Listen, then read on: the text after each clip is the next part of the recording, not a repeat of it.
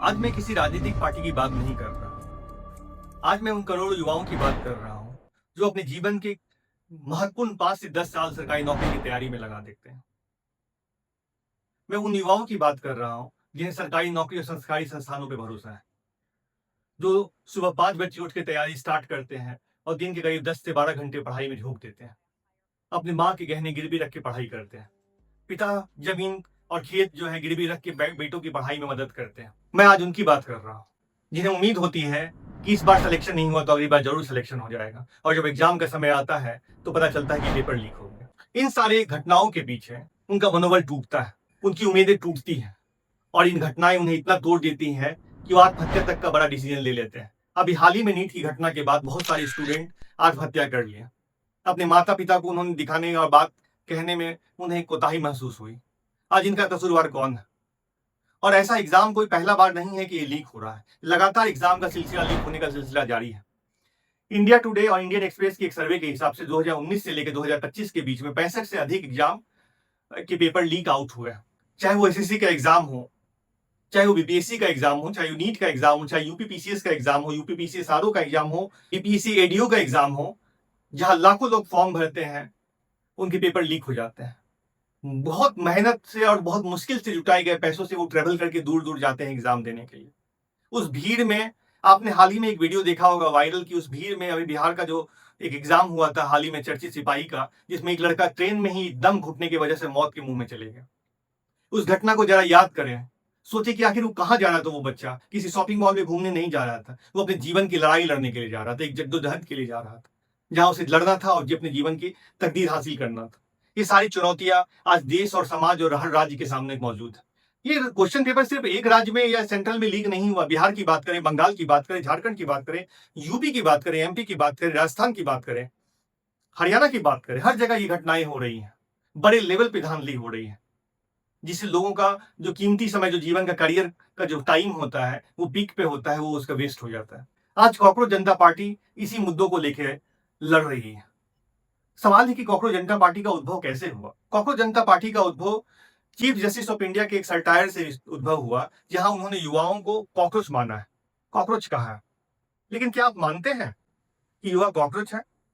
ये भले ही ये मीम से उत्पन्न हुआ था, लेकिन ये कोई कॉकरोच कहने या उस बात बुरी लगने की नहीं थी। ये चिराग, ये एक राख में के अंदर दबी हुई चिंगारी थी, जो जोरदार तरीके से भड़क उठी। ये युवाओं का सिस्टम के प्रति एक भरोसा नहीं होना था, एक आक्रोश था, जो उसको दबाए हुए थे, वो दबाए हुए थे, उन्हें कोई मंच नहीं मिल रहा था। कांग्रेस जनता पार्टी ने उन्हें मंच दे दिया। आज लाखों लोग भी एक ऐसी पार्टी में समर्थन दे रहे हैं, एक ऐसी पार्टी का साथ दे रहे हैं जहां ना तो कोई एमएलए है, ना तो कोई एमपी है, जिसका मेमोरेंडम भी तैयार नहीं हुआ, लेकिन लोग उसके साथ में खड़े हैं। कॉकरोच जनता पार्टी के फाउंडर दीपके ने कहा है, अभिजीत दीपके ने कहा है कि कॉकरोच जनता पार्टी भले ही एक बीम से उत्पन्न हुई हो, लेकिन इसका मकसद है सिस्टम को बहुत रिस्पॉन्सिव बनाना। अच्छी बात है कि सिस्टम रिस्पॉन्सिव हो, लोगों की परेशानियां समझे। अगर लोगों की परेशानियां नहीं समझी जाएंगी तो क्या हो? सिस्टम का कोई मतलब नहीं रह जाएगा। सोनम वांगचुक जुड़ने के बाद परिस्थितियां और बदल गई, इसकी स्वीकार्यता और ज्यादा बढ़ गई, लोग इसको स्वीकार करने लगे।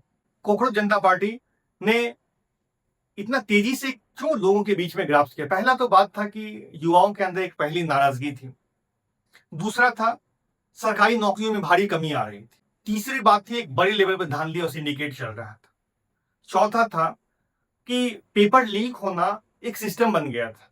जिसको नौकरी लेना हो, पेपर लीक करके हो जाए। चाहे यूपीएससी में आप ओबीसी का सर्टिफिकेट बना ले, क्रीमी लेयर का सर्टिफिकेट बना ले, ईबीसी बनवा ले।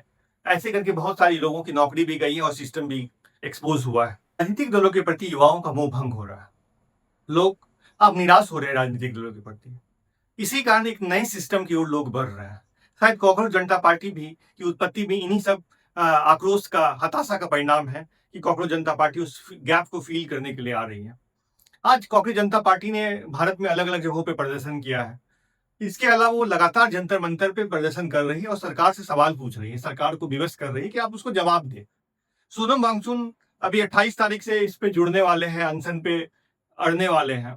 तो आखिर सरकार को भी सोचना पड़ेगा कि आखिर कहाँ लूप होल्स है। सरकार जिस तरह का एजुकेशन सिस्टम तैयार कर रही है, उसमें युवाओं में जॉब के लिए स्किल होना बहुत लेस स्किल से मौजूद हो रहा है। मतलब उन्हें जॉब मिल रहे हैं तो बहुत सारे युवाओं को उसके उनके स्किल से लेसर जॉब्स मिल रहे हैं, मतलब उनके स्किल से कम कैपेबल जॉब मिल रहे हैं। वो सिस्टम, बहुत सारे ग्रेजुएट्स जो हैं बेरोजगार बैठे पड़े हैं, इनका मतलब उन्हें उस ढंग की ट्रेनिंग नहीं दी जा रही है, ट्रेनिंग की कमी है, एक अप्रोप्रिएट एटमॉस्फेयर की कमी है, इक्वल प्लेइंग बैटलफील्ड नहीं हो पा रहा। जो गवर्नमेंट स्कूल से पढ़ के बच्चे निकल रहे हैं बाहर और जो प्राइवेट स्कूल में पढ़ के बच्चे निकल रहे हैं बाहर, मैं आपको दिखाना चाहूंगा कि वहां पे बहुत बड़ा गैप है।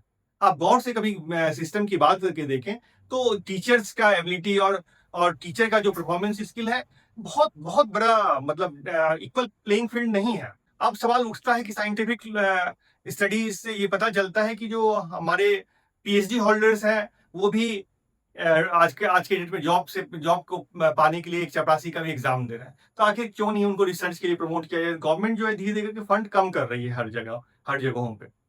तो इन सब चीजों का जो आक्रोश है लगातार रूप में कॉकरोच जनता पार्टी के एक फेस के रूप में धीरे धीरे करके उभर के सामने आया है। लोग कोशिश कर रहे हैं, लेकिन क्या हम अपने आप से सवाल पूछ पाएंगे कि क्या सिर्फ ये एक नौकरी की डिमांड है, या एक युवा का सरकार से सवाल है कि उन्हें विश्वास सरकारी नौकरी पे होना चाहिए या नहीं चाहिए, सिस्टम पे विश्वास होना चाहिए या नहीं होना चाहिए, जो फॉर्म भर रहे हैं उनका जो टैक्स के पैसों से उसे उनका हक मिलना चाहिए या नहीं। ये नौकरी की लड़ाई नहीं है, भरोसे की लड़ाई है। कॉकरोच जनता पार्टी सिर्फ एक सिंबल है, सवाल भरोसे की लड़ाई का है कि सरकार उन बातों को भरोसा दिला पा रही है कि नहीं दे पा रही।